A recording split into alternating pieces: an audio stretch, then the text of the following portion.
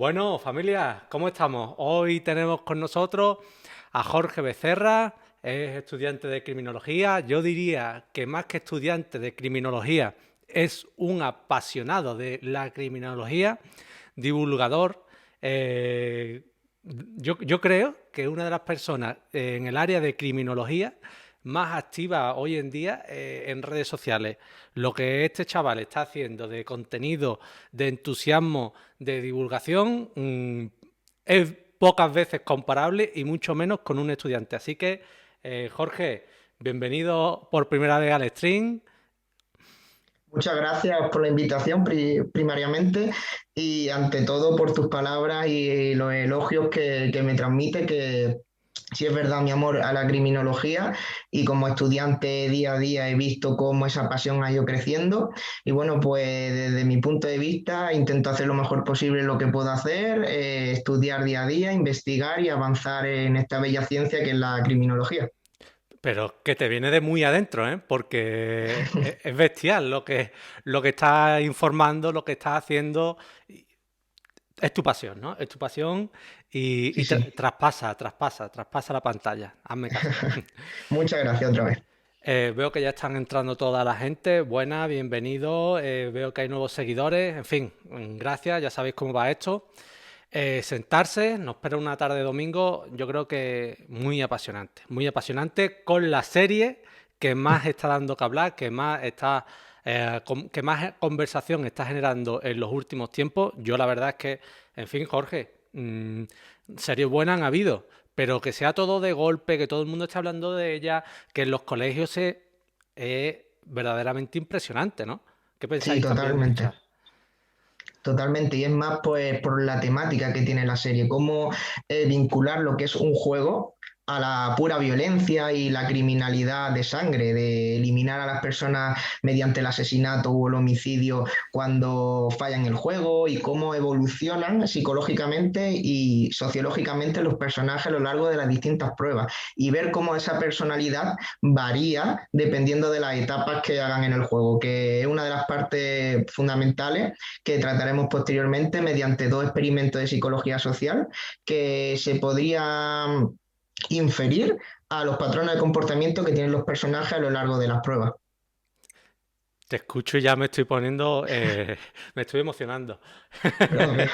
Para quien no lo sepa, en el escenario, en este plató que hemos montado, Jorge tiene a la figura del policía que va un poco siguiendo la trama de la serie, ¿no? Y te quería comentar antes de empezar, ¿por qué es tu personaje favorito el policía, Jorge? Bueno, yo creo que por la persistencia de la búsqueda de la verdad, es decir, no parar, intentar buscar a su hermano por todos los medios, incluso meterse él solo de forma infiltrada frente a un pequeño ejército de personas cargadas con sus fusiles, con revólveres, y él apenas está cargado con su arma reglamentaria. Y esa intriga de emoción de voy hasta el final es lo que creo que construye ese personaje, lo que admiro en esa persona, la persistencia y la constancia en buscar la verdad. Lógicamente, pues no tiene un buen desenlace finalmente, pero sí es verdad que esa ímpetu enamora en el personaje. Dice Dani, se la juega. La hora vamos con el protagonista. Bueno, habrá segunda temporada, a ver si por lo que sea resucita, en fin, estas cosas milagrosas que suceden cuando está la taquilla pendiente, ¿no? Aparece debajo del mar vivo y aparece en la costa. Bueno, Jorge, vamos directamente al lío y Perfecto. ¿qué teoría o qué destacarías criminológicamente de esta serie? Yo te voy a escuchar, voy a apuntarme y voy a aprender de lo que digas. Adelante. Perfecto. Pues yo creo que habría que tener en cuenta dos conceptos fundamentales de la criminología, que son la psicopatía subclínica y la criminalidad de cuello blanco. Pero primariamente tenemos que analizar de forma criminógena a qué tipo de fenómenos criminógenos nos estamos enfrentando. Y estos fenómenos se pueden estudiar a través del paradigma del libre albedrío o de la criminología racional, porque no son delincuentes impulsivos o descontrolados. Tienen un plan, estratifican la manera en que cometen esos delitos, por lo tanto son delincuentes racionales, saben lo que hacen. Y en relación a a los dos conceptos criminológicos que he estado hablando, que es la psicopatía subclínica y la criminalidad de cuello blanco, primero decir que los psicópatas o las personas con personalidades psicopáticas no tienen por qué ser criminales. Existe una estigmatización, un etiquetamiento hacia la psicopatía, y la psicopatía no es más que un trastorno de personalidad. Sí es cierto que por las características del perfil psicológico del psicópata tienden o es más proclave a que ellos cometan delitos, pero no necesariamente tienen por qué cometerlo, que es lo que se llama el psicópata integrado o subclínico, que es la típica figura que vemos de autoridad o de poder que intenta controlar y manipular a los demás y estar por encima de ellos, pero sin la necesidad de cometer crímenes violentos, como pueden ser los asesinatos, genocidios, asesinatos múltiples, asesinatos en serie, que es poco probable que un psicópata cometa un asesinato múltiple, pero sí es verdad que pueden existir. Es más, no se puede decir que alguien es psicópata o no es psicópata, la psicopatía se mide en grado. Existe un psicópata primario, que es el que entendemos más como de libro, un psicópata de manual se puede decir, tenemos un psicópata secundario que se modifica sus patrones de conducta respecto al primero, con respecto tal vez a la moral o las relaciones interpersonales, y tenemos un psicópata terciario que es mucho más biológico, esa parte del neocorte frontal donde anida la empatía y los sentimientos de culpa, que los psicópatas la tienen inactiva junto a la amígdala, donde se desarrolla la agresividad y la violencia. Entonces, diciendo eso de psicopatía subclínica, como ese psicópata no peliculero, por decirlo de una manera, como puede ser Ted Bundy o sujetos que son asesinos en serie, esos son psicópatas criminales, pues estos no, estos son los integrados. Y después tenemos la criminalidad de cuello blanco. La criminalidad de cuello blanco, el delito de cuello blanco, es un concepto desarrollado por Edwin Sutherland, un sociólogo muy influyente en la criminología, padre del interaccionismo simbólico, que explicaré en uno de los juegos lo que es el interaccionismo simbólico, y a través de su libro El delito de cuello blanco, que es este que aparece aquí, no sé si se ve bien, Sí, aparece. eh, él menciona que la delincuencia de cuello blanco, porque en criminología anteriormente se categorizaba el delito a los pobres, como el delito de cuello blanco hace que las personas con un alto estatus socioeconómico o en la estructura social una posición alta también delinquen. Y esto se puede ver en la serie, como un grupo de sujetos que van con la máscara del ciervo, del águila y demás, aprovechan su poder y su nivel socioeconómico para realizar conductas que son moralmente y éticamente pues, muy destructivas. Y cómo esa delincuencia de cuello blanco de poder se une a la psicopatía subclínica. ¿Cómo se une a esa psicopatía subclínica? Pues cumplen básicamente con el perfil psicológico de un psicópata. No tienen empatía, les da igual lo que sientan o lo que pueda pasar con los jugadores. Cosifican, es decir, tratan a esos jugadores de forma despersonalizada. Se puede ver en la serie como menciona que a quién apuesta qué jugador, es decir, no lo tratan como personas, sino como objetos para ganar dinero o como meros animales que el objetivo que tienen que tener es que ellos se beneficien, y se puede ver cómo se enfadan si los jugadores que ellos han apostado no cumplen sus metas. Por ejemplo, veíamos el jugador 69 que el hombre de la máscara que después coge al policía y lo mete en una habitación se frustra. Y es que una característica de las conductas psicopáticas es eso, es la escasa tolerancia a la frustración. Un psicópata no acepta un no por respuesta. Y más si va en contra de su objetivo. El objetivo es económico, él quiere conseguir dinero. Si le ha roto ese objetivo porque está sujeto a muerto en el puente y demás, como se ve en la serie, pues se frustra. O sea, yo creo que esa élite sí es cierto que cumplen ciertas características de psicopatía, más concretamente podrían ser psicópatas subclínicos y perfectamente delincuentes de cuello blanco por el estatus socioeconómico que tienen y por su poder adquisitivo.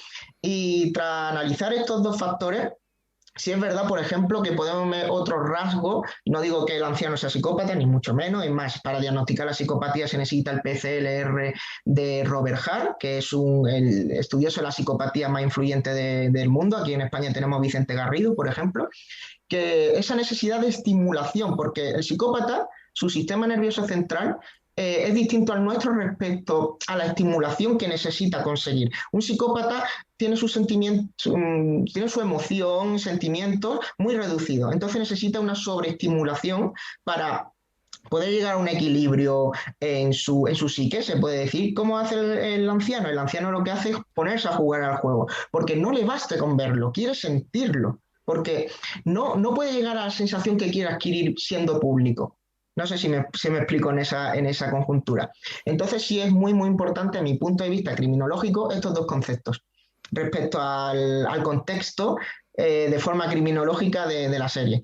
Aunque sí es verdad que existen también muchos más postulados, por ejemplo, de criminología ambiental. Respecto a la isla, estamos en un lugar que apenas hay cobertura, como se puede ver cuando el policía intenta pedir ayuda al jefe y demás. Y es que básicamente estos perfiles criminales de delincuentes racionales buscan lugares muy, muy apartados, bueno, apartados o que esa oportunidad delictiva no se vea frustrada por instituciones o por medios. Hay una teoría criminológica muy interesante que la desarrolla Cohen y Felson, que es la teoría de las actividades rutinarias. Esta teoría se puede hacer en un símil de un triángulo en el que existen tres variables: la víctima, una víctima vulnerable por sus características victimológicas, un agresor motivado, que es el que pretende delinquir, y la ausencia de guardián eficaz. Esa variable es muy importante para que se dé el delito. El triángulo del delito se reduce en un delincuente, una víctima y la oportunidad. Si no existe esa oportunidad, no se puede delinquir. Entonces, criminológicamente y ambientalmente, hablando en este concepto de la isla, buscan un lugar donde lógicamente no existe ese guardián eficaz, está lejos de la ciudad, no existen cuerpos de seguridad, no existe un control social que interfiera en sus planes. Entonces, desde la criminología ambiental, que es esa especialidad de la criminología que relaciona el hecho delictivo y los fenómenos criminógenos con el entorno, es muy interesante porque buscan ese lugar, esa mentalidad criminal para evitar ser pillado. Parece muy lógico o muy obvio, pero en criminología se estudia porque evitando ese guardián eficaz se da el delito, según la ecología del delito. Y también trazando con la criminología ambiental, como venimos diciendo, existe la teoría de la elección racional del delito de los hermanos Brackingham, que llega diciendo lo mismo, que el delincuente es un ser racional pensante que elige la manera de delinquir. Lógicamente, la cúpula de esta serie elige la manera que delinquir y elige cómo delinquir. Y ahí evocamos en la victimología. La victimología es una disciplina criminológica que se ocupa del estudio de las víctimas, perfiles victimológicos y victimales, características de accesibilidad, vulnerabilidad y ubicación, la peligrosidad criminal respecto a la víctima y, al fin y al cabo, por qué alguien es una víctima. Y el perfil victimal o análisis victimológico de la serie es claro, aprovecha la oportunidad de fallida de la gente, es decir, no tener un buen nivel adquisitivo, las deudas, para poder controlarlo. La victimología de la serie es clara: personas con problemas económicos o deudas. Y Jorge, bueno, me ha parecido una primera intervención espectacular. Gracias, gracias. Si te soy sincero, he cogido muchas cosas, otras no tantas. En fin, es una ciencia que obviamente tiene su estudio, su carrera y muchas veces, pues yo, por ejemplo, pues me puedo perder al no estar tan puesto, que es una cosa que no me ocurre mucho, muy a menudo, ¿no? Lo de perderme cuando alguien me habla de su ciencia y en este caso, pues se nota que hablas con profundidad y sabiendo lo que dice. Yo te quería comentar respecto a Uh-huh. la criminología ambiental. En fin, yo puedo ser una persona normal, con mis deudas, con mis historias, con mis problemas, como todo el mundo, mayores o menores, y me pueden meter en una isla, yo, persona normal, en donde tengo que delinquir, o no delinquir, sino ir sorteando obstáculos mientras las otras personas van muriendo sin yo prestarle ayuda, etcétera, etcétera. Y yo soy una persona normal, Uh-huh. metido en esas circunstancias de juego, de delito, de donde prima la existencia propia por encima de la del prójimo o la del compañero, pues me transforma completamente. Yo soy una persona completamente diferente como se ha visto en la serie. Eso es derivado todo de esa criminología ambiental. La gente en el mundo real, en unas circunstancias concretas, puede, Jorge, cambiar tanto. Sí, es verdad, y hay estudios, por ejemplo, de psicología social y ambiental, como el experimento de la prisión de Stanford y el experimento de Milgram. Milgram realizó un experimento de psicología social en el que consistía que un sujeto se ponía tras un vidrio para responder preguntas y había un investigador y una persona que tenía un aparato que realizaba descarga eléctrica. Entonces, el investigador le comenta al sujeto que cuando falle pregunta la persona que están entrevistando tras el cristal de una descarga eléctrica y cada vez que falle y vaya subiendo esa escala eléctrica llega un punto en que puede ser mortal esa electricidad. Entonces, lógicamente el experimento era una farsa en el aspecto de que realmente no se le daba descarga eléctrica al sujeto, era un actor que, vale, simulaba, o sea, se ponía en contexto como que realmente le daban descarga eléctrica. Muchas personas pueden pensar, no, tarde o temprano pararía. Los resultados de ese experimento es que un gran número de sujetos llegó a pulsar una electricidad mortal para el sujeto. Es decir, cómo mediante la autoridad y el control social formal, cómo mediante la manipulación puede un sujeto variar mucho. Y eso se puede ver, por ejemplo, también en el experimento de la prisión de Stanford. Philip Zimbardo hizo un experimento más ético, menos ético, más científico, menos científico, eso es otro rollo, donde cogió un grupo de alumnos, porque se realizó en los sótanos de la Facultad de Psicología de la Universidad de Stanford. Entonces, dividió dos grupos en presos y en guardias. Entonces, Philip Zimbardo tenía la hipótesis científica de decir la manera en que variaba la personalidad dependiendo de esos factores ambientales. Es decir, cómo en un contexto puede cambiar tanto los patrones de conducta de un sujeto. El experimento estaba pensado para 2 semanas, pero muy lamentablemente lo tuvieron que parar más tarde, más temprano, porque los sujetos que eran guardias interiorizaron tanto su autoridad y los sujetos que eran presos por ese ambiente en el que te has referido y me has preguntado, de que eran inferiores, que tuvieron consecuencias psicológicas como traumas, trastornos depresivos y demás consecuencias psicopatológicas por haber vivido en esa situación. Lo interiorizaron como real. Entraron y sabían que era un experimento, que realmente no eran presos. Pero esa adaptación psicológica del entorno y el ambiente lo metieron tanto dentro de sí que se creían que eran presos. Entonces sí es verdad que esa personalidad puede variar perfectamente. Y me imagino que eso también será algo como evolutivo, ¿no? Es decir, el ser humano se intenta adaptar a las circunstancias que tiene en el momento en el que está. Si yo ahora mismo tengo que delinquir o pasar por encima al que está al lado para seguir sobreviviendo, es supervivencia, ¿no? Me imagino que eso será traído, ¿no? de la adaptación del ser humano a todo lo que viene, porque es que a mí me pasa, por ejemplo, que estás una semana o dos viviendo una situación y te haces a esa situación, te Por adaptas. supuesto. O por ejemplo, cuando te vas de vacaciones, estás 2 semanas o tres, las que cada uno pueda, en un sitio determinado y parece que es que llevas toda la vida viviendo allí y volver pues es distinto. Estás como volviendo a algo que no conoces. Entonces, yo creo que eso es una... y si no, ahora tú me lo confirmas, me lo desmientes, ¿no? Es una adaptación del cerebro humano a adaptarnos, Jorge, a lo que tenemos ahora, porque eso será la supervivencia de nosotros como individuos, ¿no? Pues sí, y es más, desde el conductismo psicológico se puede estudiar, porque existen unos estímulos externos que cambian nuestras respuestas conductuales. Por ejemplo, en el conductismo clásico está el perro de Pavlov, en el que un perro ve la comida y saliva.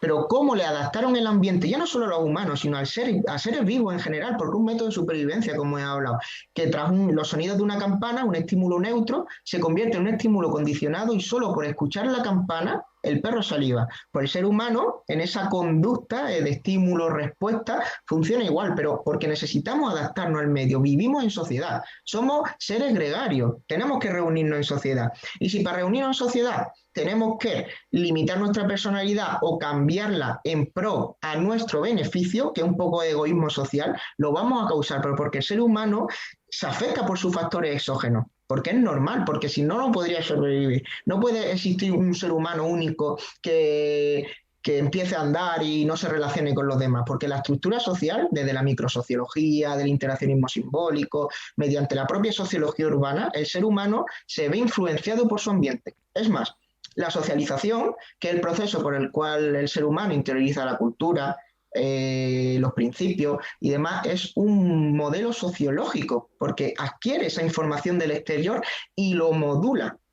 ¿Comprende? Así en criminología se puede estudiar, por ejemplo, la asociación diferencial de Sutherland, que decía que el delito se aprende. Es decir, tú aprendes a delinquir. ¿Por qué? Porque te conviene hacerlo. Tú a lo mejor estás en un barrio degradado, sin entrar en esta estigmatización o etiquetamiento, y tienes que aprender a delinquir, lo vas a hacer, pero porque es algo que te conviene. Y eso se ve muy claramente en el juego del calamar. Si tengo que matar para sobrevivir, lo voy a hacer sin entrar en valores morales o sentimentales. Si hay personas que tienen una mayor resistencia psicológica a esos cambios, que llora, que se emociona, otros menos, pero al fin y al cabo con el mismo objetivo de egoísmo, es decir, tengo que ganar yo. Pues me parece súper interesante y también te quería decir, Jorge, esta Ujú. eh, em, sometimiento constante a estas circunstancias, a este clima, a este delinquir para sobrevivir, ¿puede ser adictivo? También depende mucho de a lo que nos estamos refiriendo. Por ejemplo, hemos tratado el delito, hemos tratado el juego del calamar. A lo mejor el protagonista llega a la segunda temporada y juega otra vez porque tiene esa dependencia económica. Es decir, esa forma de adicción a esos cambios psicológicos dependería mucho del ambiente propiamente y de a qué nos estamos cambiando. Pues, por ejemplo, la socialización en la psicología evolutiva se estudia de que cómo se modula el ser humano dependiendo de la cultura en la que se desarrolle y de la estructura social donde viva. O sea que dependería mucho de los factores y a lo que podría ser adictivo, pero sí es verdad que se podría crear una adicción. Pues muy interesante también. Yo es que lo pensaba, porque por ejemplo el de la máscara negra, Ujú. además de participar en cuando fuera, que era el hermano, después también organiza y dirige. Es decir, más que rechazo de esos juegos, sigue involucrado, sigue en el espectáculo. Y eso es porque de alguna forma esa adicción, bueno, yo lo pienso, yo lo he pensado, digo, eso tiene que marcarte como poco. Por Y, supuesto. y coger adicción, hombre, ya dependerá de la Dependería persona. claro, del perfil psicológico y de la personalidad del sujeto. Pero sí es verdad que si un sujeto, bueno, yo no sé todavía la relación que tenía con el hermano, ni tenemos antecedentes para poder trazar un perfil. Es más, en criminología no se perfila todo, necesitamos muchos datos para perfilar.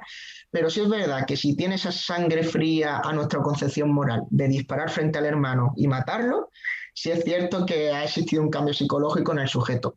Sí es verdad, esto es una opinión propia, que a lo mejor llegó a esa adicción al juego del calamar, pero puede ser también una perspectiva vengativa. Es decir, transformó su perspectiva de la sociedad y dice, han jugado conmigo, me han tratado de esta manera, que complementaría a lo mejor con un pensamiento más psicopático, me han tratado mal, han jugado conmigo de esta manera, ahora, con perdón de la palabra, se van a cagar y ahora voy yo a jugar con ellos. A lo mejor es vengativo, puede ser también adictivo, pero necesitaríamos más datos para una explicación psicocriminológica de ese suceso. Porque te quería decir que muchas de las personas que después Ujú. se convierten en victimarios es porque han sido previamente víctimas.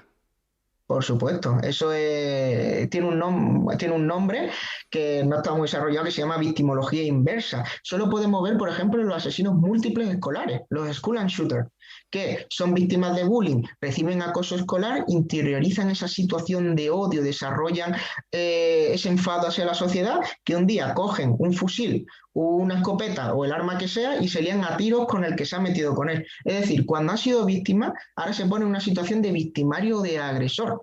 Y por eso los sujetos que son asesinos múltiples sistemáticos o asesinos en masa, que son aquellos que en una misma acción arrasan, son como una bomba emocional y matan a todo el que puede y más, terminan o en un suicidio, si se disparan ellos, o en un enfrentamiento a la policía. Es decir, muy poco probable que un asesino múltiple sobreviva. Vale, sí, por ejemplo, podemos ver de Estados Unidos que el Nicolai, creo que se llamaba, que sí sobrevivió, pero tenía un cuadro psicopatológico distinto. Pero como la matanza de Columbine, que esos dos sujetos entraron a disparar a punta pala todo lo que pillaban, esa despersonalización de que ya no ven personas, sino víctimas a las que arrasar, puede acabar en un suicidio, pero por ese odio intrínseco. Entonces, sí, en criminología hay ciertos perfiles, por ejemplo, en bullying o en violencia de género, que pasan de una situación de víctima a victimario, esa adaptación victimológica, ese cambio criminológico que cambia su perfil, cambia de un perfil victimal a un criminal. Por ejemplo, en la violencia de género, la violencia vicaria, de utilizar a los niños como víctimas y demás, si en su proceso de socialización y su etapa de psicología del desarrollo perciben la violencia de género como lo correcto o lo que se han criado básicamente, lo que han adaptado en su interior y en su personalidad, puede ser y es probable que sean victimarios de violencia de género en un futuro. Entonces las víctimas en edades tempranas pueden desarrollar un perfil criminal en edades más adultas. Te estoy escuchando y pienso lo Uh -huh. complicada, lo que nos falta por profundizar en las mentes, ¿eh? Por supuesto. Y Y en bueno, la criminal también, en la criminal mucho.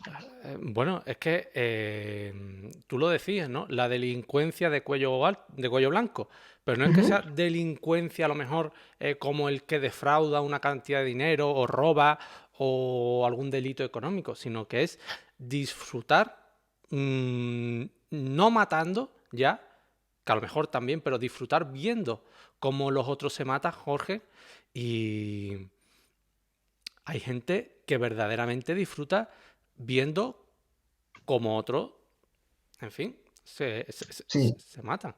Y se estudia también, por ejemplo, ese sadismo psicológico, ese disfrute con el sufrimiento de los demás. Por ejemplo, los psicópatas, más que disfrutar, es porque si tienen que hacer herir a una persona y dañarla, lo van a hacer. Le importa poco los sentimientos y la empatía. Pero sí es verdad que hay ciertos perfiles psicocriminológicos de sadismo. Un sadismo ya sexual, psicológico, en el concepto que quiera, pero ese sadismo como condición de disfrute del sufrimiento de los demás. Parece muy inconcebible para personas ajenas a la criminología y a la ciencia forense, pero sí es verdad que existen personas que disfrutan con el sufrimiento de los demás, les gratifica esa acción. Podríamos decir entonces que los VIP, ¿no? O los VIPs eran sadistas, ¿no?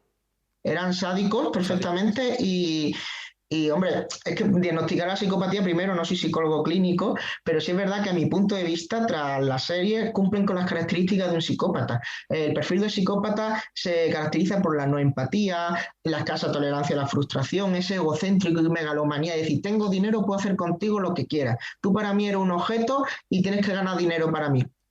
Esa situación emocional fría de decir necesito ver gente sufrir para mi estimulación propia, ese egocentrismo también, la megalomanía, el narcisismo. Entonces yo creo que sí cumplen con las características de una personalidad psicopática. Y la delincuencia de cuello blanco, sí es verdad que a lo mejor no sabemos si han cometido fraude y demás, pero sí vemos delitos como el tráfico de órganos y demás, de esa manera de tener una motivación delictiva, que la motivación delictiva es lo que nos lleva a delinquir, de lo económico, es decir, me importa el dinero. Y si para tener ese dinero tengo que sacrificar a una persona que se tire por un puente, pues que se tire, me da igual, porque lo importante es que yo consiga ese dinero. Me estás cortando el cuerpo. Y Jorge, Eh, sí, es que, vamos a ver, está diciendo por aquí María Matilde, dice que la realidad supera la ficción, ¿no? por Y, supuesto, y, por hombre, supuesto. hombre, yo a lo mejor no sé si se están organizando en Corea o en algún otro lugar juegos parecidos a esto o no, pero que te encuentran mentes y casos donde la gente disfruta haciendo daño a otros, más allá de la crítica social que pueda tener o no la serie, pero que existen mentes así Uh porque -huh. lo disfrutan, es posible. Por supuesto. Y ya no solo desde un origen biológico, es decir, de que a lo mejor su cerebro, los neurotransmisores o su sistema nervioso central necesite esa emoción o estimulación, sino también desde un nivel sociológico. Si se ha creado una estructura social o una subcultura, que entendemos como subcultura, una parte de la cultura general o genérica, que tiene sus propios valores, normas y demás, y esa subcultura, por ejemplo, Robin desarrolló la subcultura en criminología, es violenta, la subcultura esa se caracteriza por el delito y yo disfruto a través del delito, pues lo hago. Por ejemplo, hay muchas explicaciones en delincuencia juvenil con la asociación diferencial y la subcultura, de que si yo quiero un objeto y para conseguirlo tengo que delinquir, lo voy a hacer. ¿Por qué? Porque quiero ese objeto. Si las consecuencias me dan igual, yo tengo que conseguir ese objeto. Y si para ello tengo que ver a alguien sufrir, lo voy a hacer. Si para ello tengo que robar, lo voy a hacer. Y si para ello tengo que matar a alguien, pues lo puedo hacer. Esas son las mentes criminales tal vez más peligrosas. Sí es verdad que a lo mejor es lo que estábamos hablando antes. A personas ajenas a la ciencia criminológica, sí es verdad que le parece muy, a lo mejor, peliculero, de serie, pero los asesinos en serie existen, los asesinos múltiples existen, los delincuentes peligrosos existen en nuestra sociedad. La realidad siempre supera la ficción. Pues esperemos que María Matilde no se asuste mucho y salga a la calle con tranquilidad sabiendo que, hombre, que puede existir, pero que no suele ser tampoco lo normal, quiero No, pensar, no, ¿no? no, no.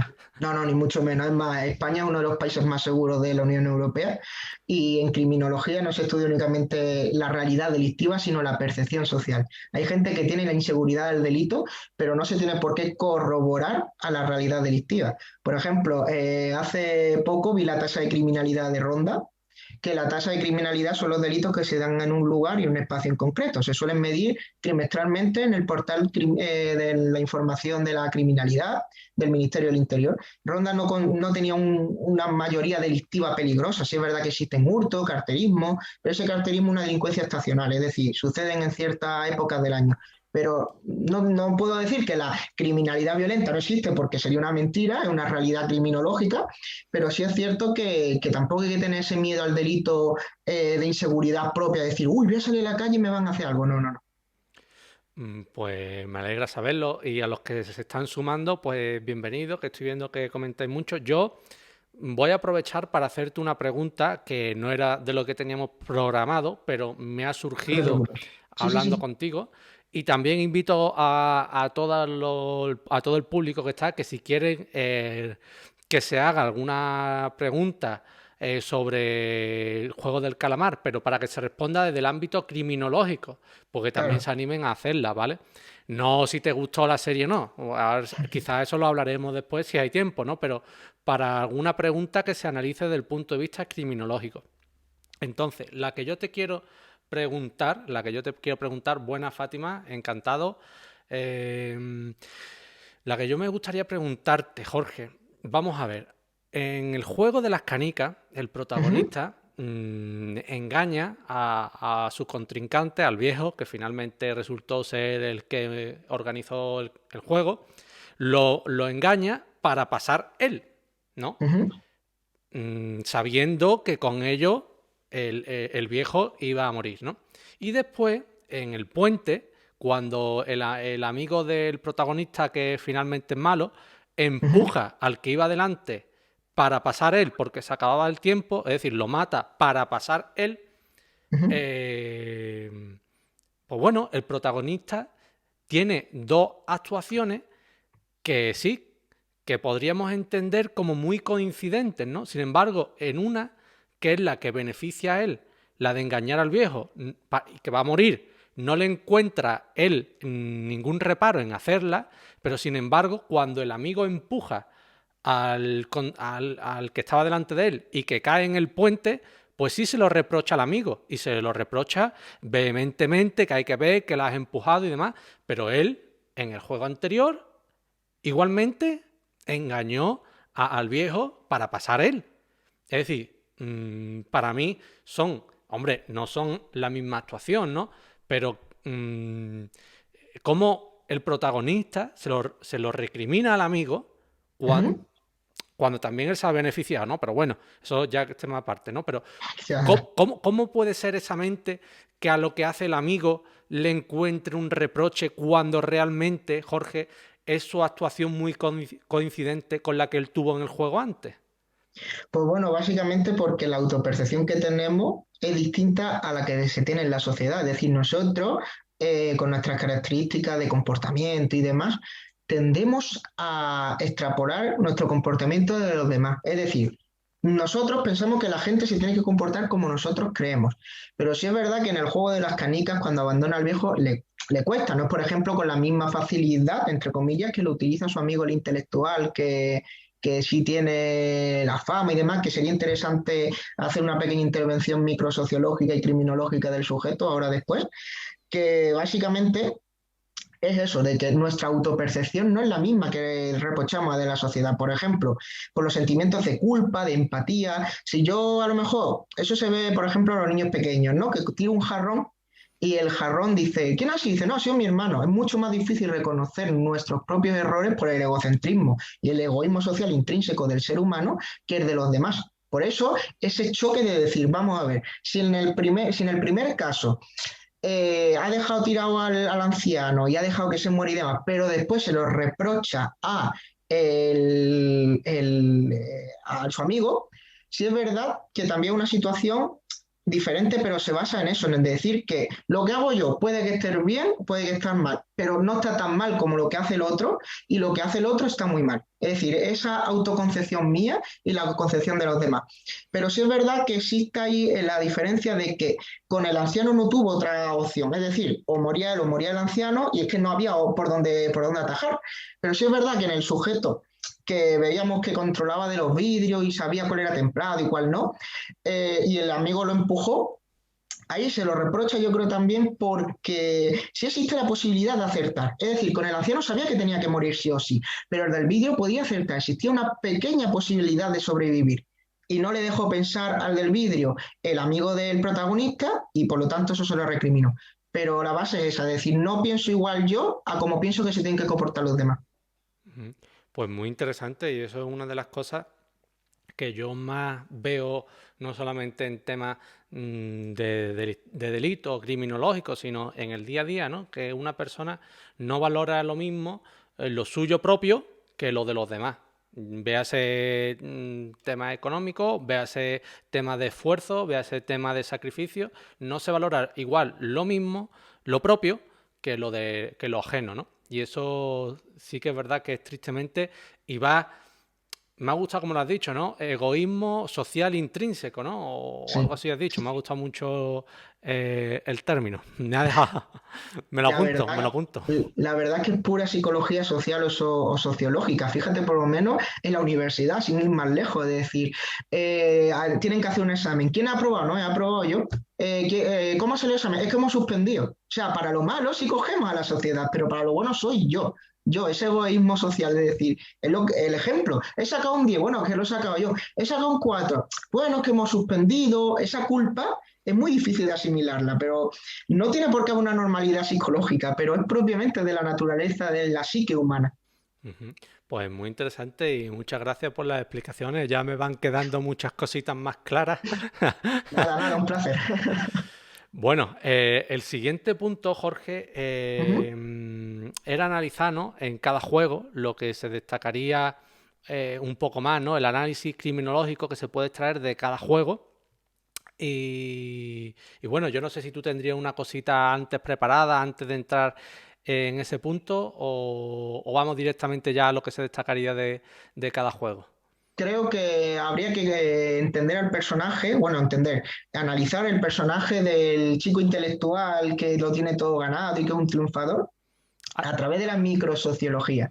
La microsociología, a través del interaccionismo simbólico, que es un proceso sociológico, es decir, social, del cara a cara, de las personas se relacionan del tú a tú, porque es un estudio microsociológico y son dos conceptos de sociología muy importantes que yo creo que se le pueden aplicar al sujeto, que es el etiquetamiento y el estigma social desarrollado por Goffman en 1963, que es ese sujeto que lo ha tenido todo y ha sido etiquetado en la sociedad como un triunfador, se ve abocado, porque está arruinado, a jugar al juego del calamar. Por lo tanto, la ha destruido su estatus o rol social. En la organización social cada uno tiene su papel que te introduce a la sociedad. Si tú no cumplimentas o desarrollas ese comportamiento, tiene un comportamiento desviado, que no tiene por qué ser delito, que es lo que se estudia en la sociología de la desviación. Pero sí es verdad que lo interesante de ese sujeto es decir, ha estado en lo más alto y ha sido etiquetado como lo mejor, es más, el protagonista se lo dice, no, es que el mejor estudiante de la Universidad de Seúl o eso. de Corea, el más listo del barrio. Y esa situación de tan etiquetado como lo mejor y caer en lo peor es lo que a mi punto de vista y desde la psicología del comportamiento y demás, le hace ser más agresivo en los juegos, decir, tengo que ser el mejor y lo tengo que conseguir. Y es muy, muy interesante. Y hay una teoría criminológica que me referiré a ella en los juegos, que es la teoría de la tensión de Merton, que como resumen, ahora lo explicaré más en profundidad, es que la sociedad te proporciona unos medios para conseguir un objetivo. Si ese sujeto con esos medios no puede conseguir esos objetivos, buscará otros medios, como pueden ser los ilegales, los ilícitos, para conseguir esos objetivos. Y Jorge, ¿a ti te parece este personaje, el amigo, no sé cómo se llamaba, pero bueno, el amigo del protagonista, ¿te parece criminológicamente el más interesante de estudiar o de valorar? Sí, junto con los VIPs, que por la psicopatía subclínica y la delincuencia de cuello blanco, sí. Y creo que se le aplica mucho teoría de la microsociología como el estigma social y el leveling approach o etiquetamiento, porque es que te ponen una marca y tú ya te identificas socialmente con esa marca. Pero si esa marca se te ve rota por tus deudas, porque no has conseguido las finanzas y las inversiones, como decían en el juego, que sean correctamente, y te ves abocado a jugar al juego del calamar para volver a ese estatus, esa vergüenza intrínseca de decir en el sujeto es que lo he perdido siendo lo mejor, es muy interesante ya no solo desde la criminología, sino de la psicología y la psicología social, es decir, cómo se comporta ese sujeto en el grupo por las marcas que le ponen a él mismo, porque el ser humano tiende a categorizar todo. Tú ves una persona y, por ejemplo, los prejuicios que se estudian mucho en la estigmatización social de Gottman, marcan a las personas. Si ese chico tiene la etiqueta de listo, y listo, lo que entiende él como tal es tener un prestigio, tener dinero y tener un buen trabajo y unos buenos estudios y se ve roto esa circunstancia sociológica y criminosocial, pues es muy interesante las reacciones psicológicas y criminógenas que realiza en el juego. Sí, sí, sí. Pues dicho queda, a mí también me gustaba, me parecía uno de los más inquietantes, ¿no? Cuanto menos, ¿no? Sí, sí, sí. Pues sí. Bueno, y Jorge, empezamos a analizar los juegos. ¿Qué destacarías criminológicamente del primero mismo? Bueno, del primero, bueno, sí, del primero. Sí, sí, de luz verde, luz roja. Yo creo que más que desde la criminología, la sociología comporta parte de la criminología, es la diferencia antropológica cultural y de los procesos de socialización de dos sujetos distintos, como es Ali y el chico inteligente este, el que hemos estado tratando anteriormente. Y cómo la socialización, porque la socialización podemos dividirla en primaria, secundaria y terciaria. La socialización primaria es la familia, son los vínculos sociales más importantes, los que desarrolla la personalidad. La socialización secundaria es entre iguales, es decir, conforma nuestra personalidad con la escuela, el colegio y demás. Y esa socialización terciaria más en la edad anciana, marca tanto la diferencia comportamental y conductual de los sujetos. Por ejemplo, Ali se arriesga a coger al protagonista y decir no te caigas para que no te elimine, porque a lo mejor en su cultura, en Pakistán, no conozco la cultura pakistaní, la empatía y la reciprocidad por lo demás es fundamental. Entonces prefiere jugársela porque al cogerlo pues, se puede mover, se puede caer y ser eliminado por la muñeca, prefiere sobrepasar lo individual para ser social, para cogerlo y evitar que se muera. Sin en cambio, el amigo íntimo de la infancia de este sujeto no hace nada por él y sale pitando a salvarse. O sea, ese aspecto cultural y también sociológico que se une a la criminología es muy interesante el primer juego. Esos procesos de socialización antropológico-cultural y de psicología evolutiva, porque es la manera en que se ha criado ese sujeto a diferencia del otro. Y es básicamente desde la estructura social, porque Corea yo tengo amigos japoneses y a lo mejor la sociedad de Corea del Sur y la de Japón son más o menos similares respecto a los patrones sociales y psicosociales. Y es una sociedad muy competitiva en el aspecto de que yo a ti no te tengo por qué salvar. Si te puedo superar, te voy a superar. Y esa diferencia con Pakistán a lo mejor es muy interesante. O sea, más que desde la criminología como tal, de la criminología social o sociológica. Qué bueno era Lee, ¿eh? Qué bueno era Lee, ¿eh, Jorge? Sí, sí, sí. Y yo creo que esa inocencia causó su muerte, al fin y al cabo. Bueno, las series son así, ¿no? Y sí que es verdad que también me ha gustado, es decir, el patrón de una sociedad marca a los individuos y no es lo Por mismo. supuesto. Claro, eso es... aquí, a ver, yo no sabemos si es que era Ali el único bueno de Pakistán o no, pero que Claro. ciertamente es verdad, ¿eh? Porque tú lo vemos incluso ya no solamente en países o en comunidades, sino en familias. Si a ti te educan en compartir, etcétera, etcétera, bueno, pero si tú eres hijo único y estás acostumbrado a que te le den todo y demás, Pues he sí. puesto ese ejemplo, pero que te marca, te marca. Es que esa socialización primaria, como hemos estado hablando, es fundamental para la construcción del sujeto, porque el sujeto al fin y al cabo es una construcción social.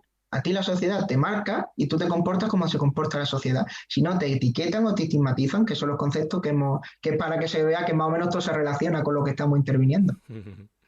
Bueno, y el segundo juego, el de las galletas, ¿qué El de la destacaríamos? galleta, pues básicamente son los mismos, prácticamente mismos principios que hemos tratado en anterioridad, por ejemplo, la teoría de la tensión. Es que creo que hay un patrón similar en casi todos los juegos, que es la intervención del sujeto intelectual, cómo vemos la diferencia de perfiles psicológicos y de personalidad, de comportamiento entre unos y otros. Y lo que yo más marcaría en el juego de la galleta, como acabo de decir, en la teoría de la tensión, que desarrolla, por ejemplo, Merton y anteriormente Durkheim, que básicamente hace referir a lo que hemos estado tratando antes, de que la sociedad te proporciona unos medios y tú tienes y unos objetivos, y si esos medios no te valen, tienes que conseguir el objetivo por cualquier circunstancia. ¿Cómo se aplica el juego de la galleta? Pues tenemos que el chico intelectual sabe, por la información que le ha contado la chica cuando se introdujo por el sistema de ventilación y demás,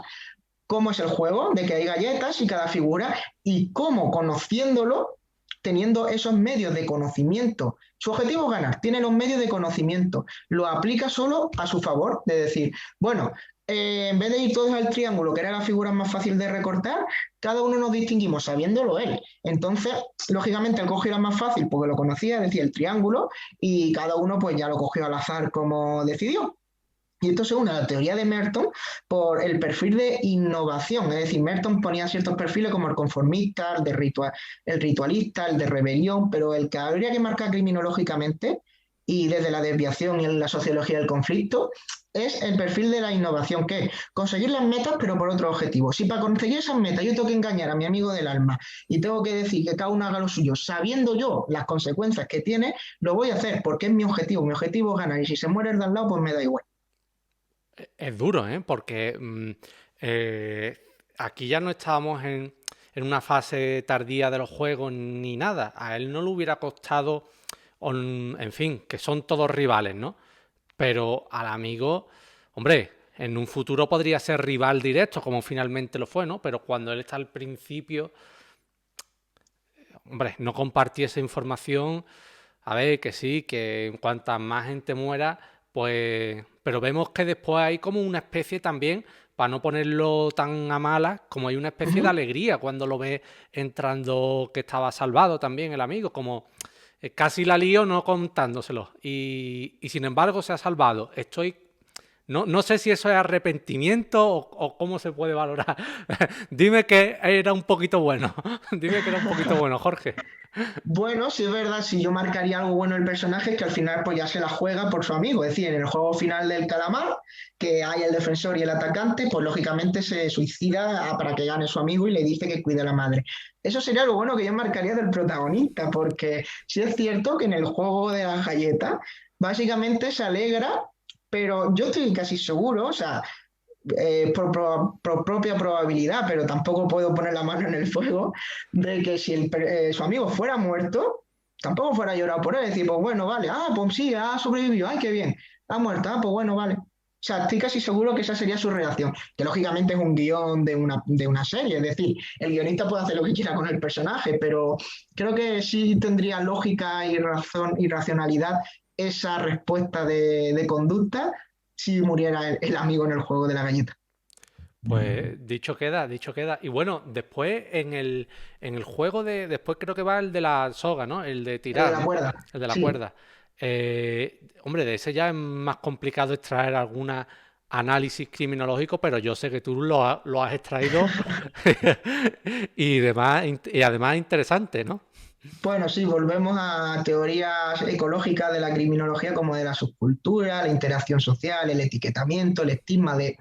Tenemos que coger un grupo de 10 personas. ¿Qué vamos a coger a los hombres? ¿Por qué? Porque es más fuerte, sin saber cuál es el juego, sin saber cuáles son las condiciones en las que se va a jugar. O sea, tal vez puede ser un machismo estructural. La estructura social contiene que el hombre es superior, que el hombre es más fuerte, que el hombre puede ser más inteligente, y se ve reflejado en esa prueba de decir, sin conocer nada, prefiero un hombre a una mujer. El interaccionismo simbólico, como hemos visto antes, es la relación entre unos y otros. Entonces, sí es cierto que buscan a hombres, pero básicamente por esa idea principal de que creen que el hombre es mejor. Entonces, criminológicamente tiene muchas connotaciones desde la criminología feminista, la criminología marxista de las personas que a lo mejor tienen más poder o menos, y el más poder se la asemeja al hombre. Entonces yo creo que esa prueba o ese juego sí tendría mucho que ver con la criminología del género y demás, de cómo afectan los fenómenos sociales dependiendo del sexo del sujeto. Muy interesante, ¿no? No lo había pensado así, pero tiene toda la lógica. Y yo no sé si es, o si es lo mismo, ¿no? Si es algo más que nada de supervivencia, ¿no? De decir, mira, es que un hombre, aunque para la mayoría de los juegos, porque son físicos, si un juego físico, más que de inteligencia y más, pues un hombre te sirve más que una mujer, por razones lógicas y biológicas. Pero bueno, es verdad que va todo construido socialmente. Por supuesto. Así que también muy interesante esa reflexión. Sí, sí. Y, y sobre el cuarto juego, es decir, el de las canicas, que es mi favorito, personalmente yo es el que más disfruté, ¿qué sacaríamos, Jorge? ¿Qué análisis podríamos sacar? Yo creo que lo hemos ido trazando a lo largo de la exposición o las charlas, que básicamente me quedaría con los dos experimentos de psicología social que hemos tratado, con Stanford y con Milgram, cómo de la construcción que tenemos sobre los demás o cómo podemos cambiar nuestra personalidad por los demás, condicionamos la vida de ellos. Es decir, si me tengo que salvar el culo yo por la otra persona y no tengo otra opción, la voy a hacer. Y es más, es que también yo creo que sería una teoría de psicología social que se llama el efecto Pigmalión. El efecto Pigmalión es la construcción de un sujeto. Si yo creo que soy mejor que ese sujeto y ese sujeto me muestra debilidad o que quiere desfallecer, como por ejemplo las dos chicas, el personaje que te gustaba a ti mucho y la otra que juegan a las canicas y ella misma se pierde, eso de decir, tengo la idea de que esta chica quiere perder, pues bueno, no me importa tanto, porque ella misma se ha negado a seguir con la vida. Si es verdad que a lo mejor, pues bueno, si más o menos, pues te duele más, te duele menos, pero yo lo que más nombraría de este juego en especial, antes hemos tenido muy en cuenta la criminología social, ahora sería más la psicología social del efecto Milgram, del experimento de Stanford, y yo creo que del tema del Pygmalion, de la perspectiva que tenemos sobre los demás. Pues es que, a ver, la he hecho referencia y yo, a mí, la muerte que tiene la amiga de la protagonista, a mí es la que más me ha gustado de toda la serie. A ver, en cuanto al sentimentalismo y a cuanto una persona es la única ahí que se sacrifica casi por el prójimo. Entonces, Supuesto. ¿y cómo lo hace? ¿Cómo lo razona? ¿Cómo todo? A mí ciertamente fue una de las muertes que más me emocionó por eso, porque es contrario a todas las muertes que ha habido en la serie, ¿no? Pues sí. Entonces, a mí personalmente fue la muerte que más me gustó y el juego que más me gustó. Y bueno, sí, sí. Dime, dime, dime. El siguiente juego, pero si quieres destacar algo de este, adelante. No, yo creo que eso, que es porque ya como al espectador ya vas marcándole los distintos juegos y en el cuarto ya te hace el cuerpo de decir, no me va a impresionar tanto como en el primero, porque ya he ido avanzando y esa adaptación psicológica de psicología social, pues es bastante, bastante interesante en ese juego. Y básicamente esa es una reflexión final del juego ese que estaría muy, muy interesante. Ujú. Y del cuarto, ¿qué destacarías? Del quinto, ¿no? Del puente. Del quinto, perdón, sí, efectivamente. Del puente, pues yo, si tendría que caracterizar algo, sería la anomia, es decir, la ausencia de normas. La escuela sociológica se ha tratado mucho la anomia en el delito también, y en el estudio de la criminológico del delito. ¿Y por qué la anomia remarco yo en este juego? Porque, por ejemplo, vemos al rudo, al matón, cómo le toca volver a saltar y se niega a saltar, cuando la norma es que tenga que saltar y seguir el orden de los chalecos que llevan puestos. Entonces, esa anomia se ve muy, muy marcada y también se ve muy marcada, al igual que a lo largo de todos los episodios, el control social formal. En criminología se estudia lo que es el delito, el delincuente, la víctima y el control social. El control social se divide en control social informal y en control social formal. El control social informal son aquellas instituciones como la familia, como los amigos, que no tienen el deber de controlar el delito o de verlo, o de controlar la situación al fin y al cabo. Y el control social formal sí tiene esa misión, como puede ser la policía, los jueces. Pues ese control social formal se puede traspasar a lo que va siendo la serie en general y a la anomia de la quinta prueba, de cómo los chicos con el triángulo del subfusil MP5 y al fin y al cabo toda la organización tienen ese control de decir, tenemos que visualizar cada cosa y marcándola. Pues por ejemplo, eso se puede ver cómo tienen de controlar la situación, que la despersonalizan en el tablero que tenían, que iban marcando los caballos con números y iban tirándolo. O sea que lo importante en esta prueba sería esa anomia de ausencia de normas de los jugadores, pero ese control social formal de los responsables del juego. Pues también muy interesante y una de las actuaciones que también me causa a mí impacto, Ujú. además de la que has dicho y demás, es la de la chica esta que estaba emparejada con el matón y demás, que en venganza, ¿no? O en venganza, sí. Coge, lo agarra y adiós muy buena los dos, ¿no? Y bueno, esa mentalidad también sería para analizar criminológicamente, ¿no? Cómo ya no solamente me ocurrirá algo a mí, pero yo cumplo mi objetivo, me sacrifico por cumplir esa venganza, ¿no? Eso, desde el punto de vista criminológico, ¿cómo se analiza o cómo podríamos llamarlo? Bueno, la técnica de la perfilación criminal en sí, más que compleja, que también se necesitan muchos datos, pero así de forma anticipada y para no adentrarme mucho en sus características, porque al fin y al cabo no la conozco, se une por lo que hemos ido trazando a lo largo de la charla, es ese sistema de supervivencia. Y a lo mejor ese sujeto tiene en su personalidad el ego, y si se rompe ese ego es capaz de hacer cualquier circunstancia para poder conseguir lo que quiere. Que no tiene el amor de esta persona o el aprecio, pues lo tira. Que la ha traicionado o lo ha humillado, pues lo tira. Que también, así por sacarlo al aire, es una característica de los psicópatas. Los psicópatas son muy vengativos. Yo no digo que ahora haya una psicopatía integral en todos los sujetos, que ni mucho menos, pero sí es verdad que si se arrancan pequeños matices de un lado y de otro, tiene consideraciones criminológicas muy, muy, muy interesantes. Es más, cuando hemos estado hablando desde el principio, hemos sacado tener teorías y paradigmas de la criminología que se estudian muy fructíferamente a lo largo del grado en criminología.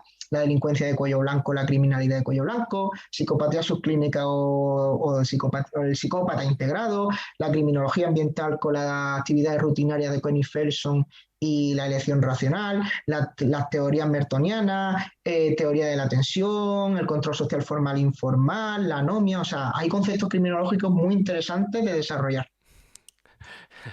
Pues me alegra que así sea y me alegra ver que se hacen series que dan tanto que pensar, ¿no? Más allá del espectáculo y del gore, sí, dan que pensar y eso a mí me encanta.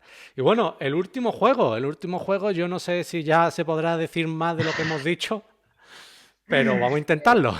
El último juego, más que otras circunstancias, yo creo que es puro altruismo. Es decir, ahí no hay un fenómeno criminógeno de peligrosidad o un hecho delictivo. O sea, no hay mucho que remarcar del último juego. Es propio altruismo, como al fin y al cabo el otro amigo recapacitará o reflexionará de alguna circunstancia y propiamente se daña y al final pues muere.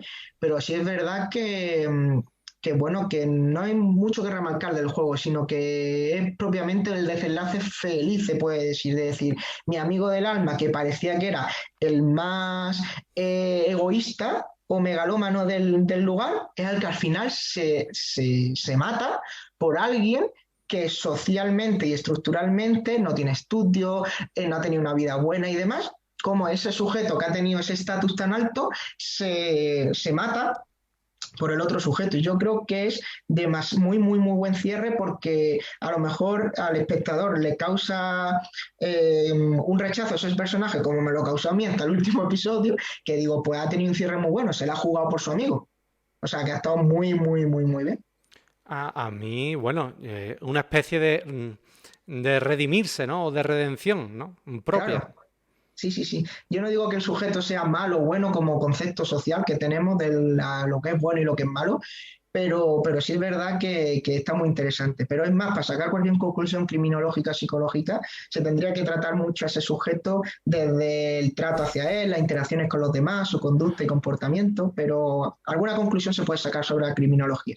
Yo, desde mi opinión, pienso que una serie donde se mata personas, donde hay pruebas y donde hay cambios psicológicos, la criminología tiene cabida, porque la criminología estudia el hecho delictivo. El hecho delictivo como aquel comportamiento antijurídico, típico, culpable y punible, como se estudia la teoría jurídica del delito, aquel comportamiento que infringe las normas que establece el derecho, porque hay unas normas sociales y unas normas jurídicas. Las normas sociales no tienen consecuencias jurídicas como las penas privativas de libertad, las inhabilitaciones o cualquier circunstancia del delito como consecuencia penológica, pero sí es verdad que la criminología no únicamente se aborda lo que es el delito penal, sino aquellas conductas que giran en torno al delito, pero no son delito como tal.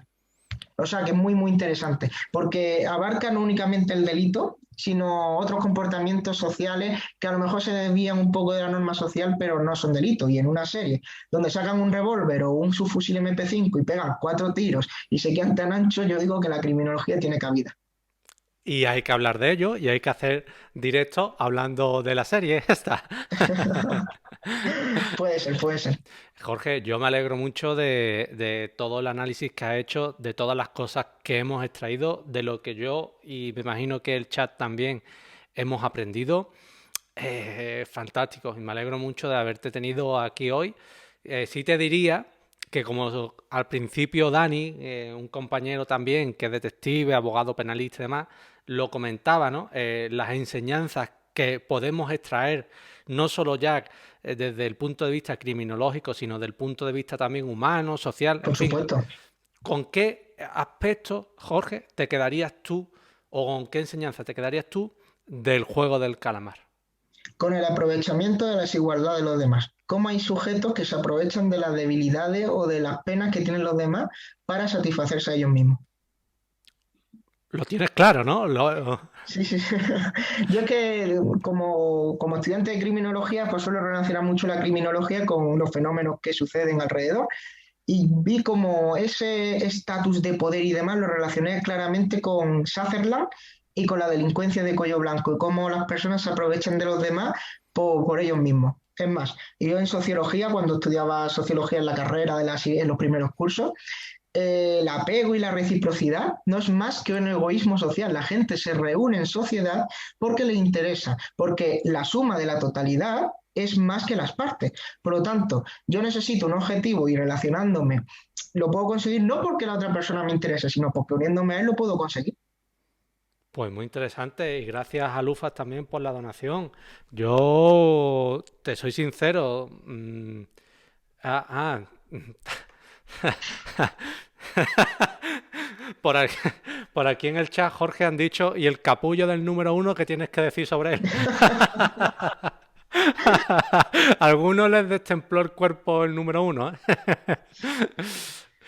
Pues respondiendo a la pregunta, yo creo que lo más marcado de la personalidad de este sujeto fue esa necesidad de estimulación, de cambiar el rol de público a participante, que es lo que estaba hablando antes, un rasgo psicopático, de decir, que no digo que sea un psicópata, ojo, que por la psicopatía son muchos rasgos, no únicamente uno o dos. Y esa necesidad de estimulación de si me tengo que poner en la piel de un jugador es lo que más marcaría la personalidad y el perfil psicocriminal, si fuera realmente un delincuente, del 001. Pues ahí lo tienes. No, pero y además que es interesante, ¿no? Porque cómo la psicopatía de una persona se valora a través de muchas circunstancias, no solo de una, sino, en fin, yo te voy a hacer, sí, te voy a hacer ser con los aparatos, la boca ya se me da lea.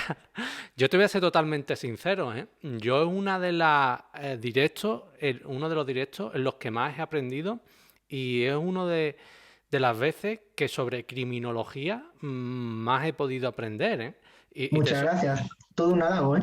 y te soy completa. Y yo creo que tanto yo que te lo estoy diciendo aquí, como cualquiera que haya estudiado Derecho, que esté viendo el directo o que lo vea en diferido en YouTube o por donde se ponga, yo, en fin, me gustaría que aprovechando el boom. Ah, bueno, te tengo que preguntar una cosa, pero me gustaría que aprovechando el boom de la serie, pues la criminología se le dé el bombo y el reconocimiento que merece. Por Porque, supuesto.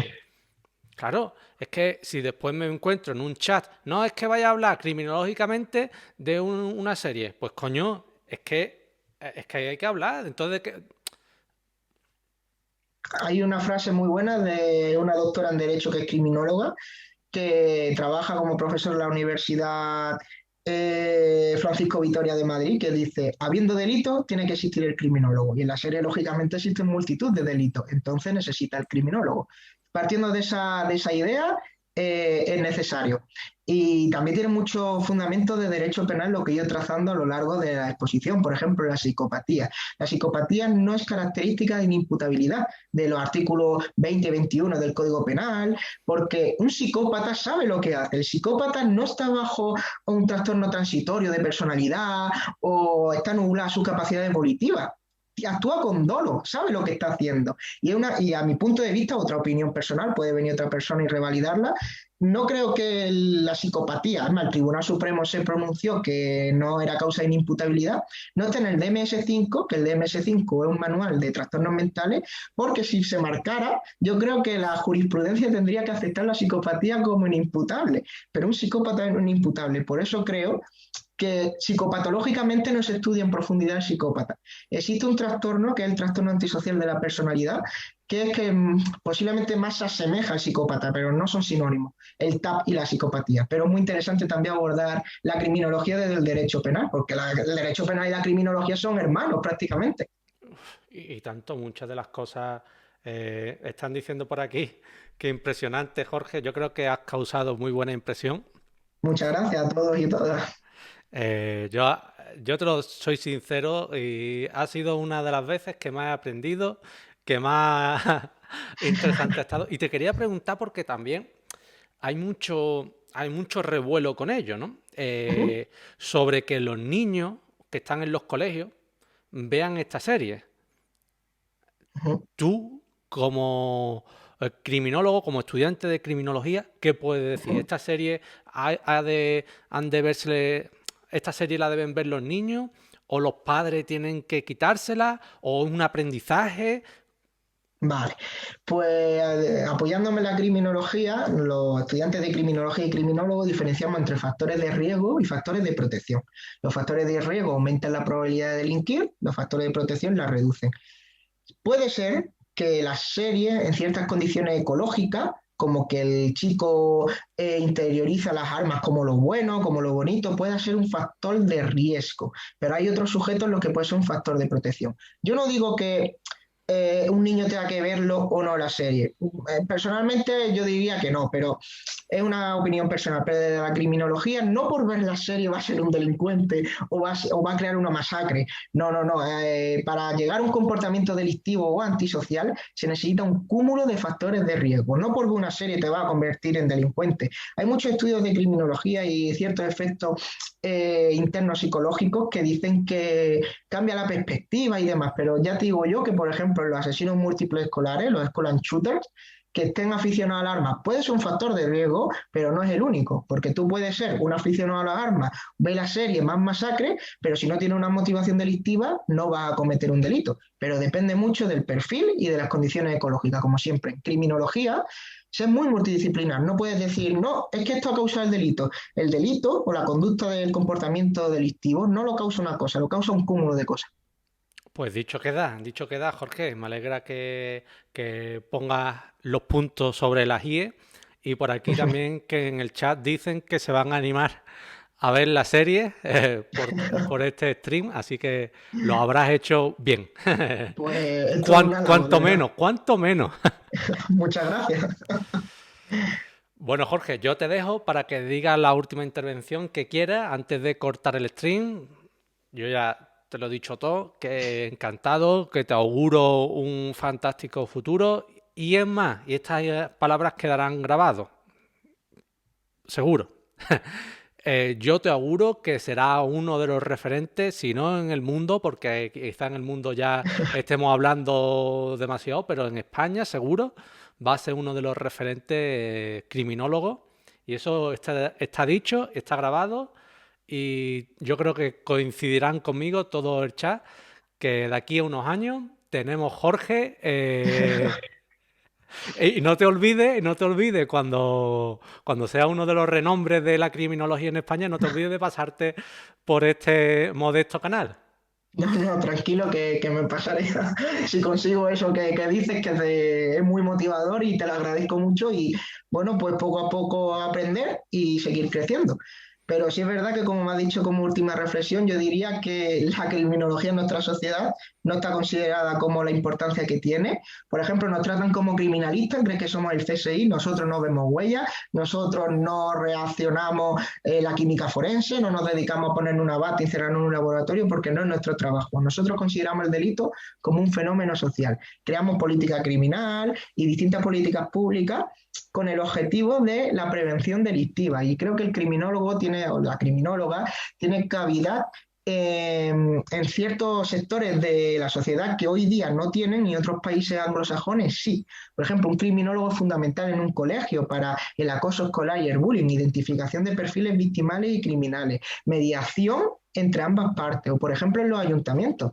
Por ejemplo, en los PGO y demás, los planes de organización urbana y demás, la criminología es fundamental. El diseño urbano condiciona la criminología ambiental. Yo tengo un artículo de divulgación criminológica en el diario de Ronda respecto a los carteristas, el análisis criminológico del carterismo y la criminología ambiental es fundamental. ¿Existe o no ausencia de guardia eficaz? ¿Cómo es el lugar donde se cometen los delitos? Las aglomeraciones, condiciones en las que se cometen los delitos. Entonces, es lo que comentaba antes, si existe delito tiene que existir un criminólogo, porque con respecto de los penalistas y las personas del derecho, los abogados, y aquí como estudio en la Facultad de Derecho, pues hay multitud de personas que estudian Derecho, es más, hay un doble grado de Derecho y Criminología, que es de CRIM, que se estudia en 5 años y eres tanto criminólogo como jurista.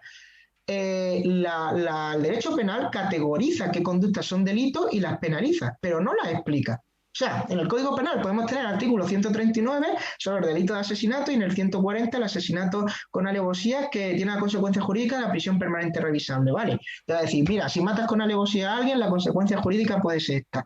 Pero tienes que explicar ese comportamiento, ahí es donde llega la criminología. Un aplauso y nada, me sumo también a las palabras de ánimo en el chat. Yo te voy a decir una cosa, ¿eh? Te están saliendo admiradores por aquí, ¿eh? Pues muchas gracias de nuevo a todos y todas. Es siempre un placer y a mí me encanta hablar de criminología. Otra cosa no, pero lo que es la criminología, Pues muchas gracias, Jorge. He disfrutado como un niño chico de esta charla, ¿eh? pues muchísimas gracias siempre a ti por contar conmigo y la confianza. Y si me da ya el último apéndice, la última conclusión ya para acabar, en criminología, por ejemplo, los medios de comunicación y demás van muy en contra de nosotros. Por ejemplo, se cree que en España la reinserción no existe, pero por ejemplo, el violador de pirámides, que es el perfil de peligrosidad criminal respecto a las agresiones sexuales más peligrosa que había en nuestro país, que llegó a agredir sexualmente a 50 mujeres, llegó a socializarse. Y además, el objetivo constitucional de las penas de prisión es la resocialización. Por ejemplo, yo tengo una opinión un poco opuesta de la prisión permanente revisable, porque una cadena perpetua encerrada en lo que es una resocialización es inexistente. Pero independientemente que es harina de otro costal, pienso que hay que tener más confianza en la criminología y que se tiene unas valoraciones sobre los delitos que no muestran la realidad delictiva. Por ejemplo, en el confinamiento se creía que la violencia de género aumentaba cuando, por ejemplo, Vicente Garrido, uno de los mejores criminólogos de España, tuve oportunidad de escucharlo en Valencia, dijo que los perfiles de celópatas, es decir, que desarrollan la celopatía y los celos, como estaban cerca de sus víctimas, se reducían esos delitos porque tenía control y no tenía necesidad de ejercer un delito. Y la gente pensaba que en el confinamiento se dispararon los delitos, cuando los delitos más notables que se dispararon fue la cibercriminalidad por la oportunidad delictiva que estamos tratando. Porque si no, puedes salir a la calle a delinquir, delinco por medio cibernético. Y esa ha sido la conclusión final. Pues muy interesante también, tío. Cada frase, cada intervención se aprende algo nuevo. Muchas gracias, muchas gracias. Pues dicho queda, Jorge, un saludo a todos y Jorge, te esperamos en siguientes, ¿vale? Por supuesto, es todo un placer y de nuevo muchísimas gracias, muy agradecido por la confianza y por el trato y la amabilidad en todo momento. Muchas gracias de corazón. Gracias de vuelta, tío. Hasta luego. Adiós.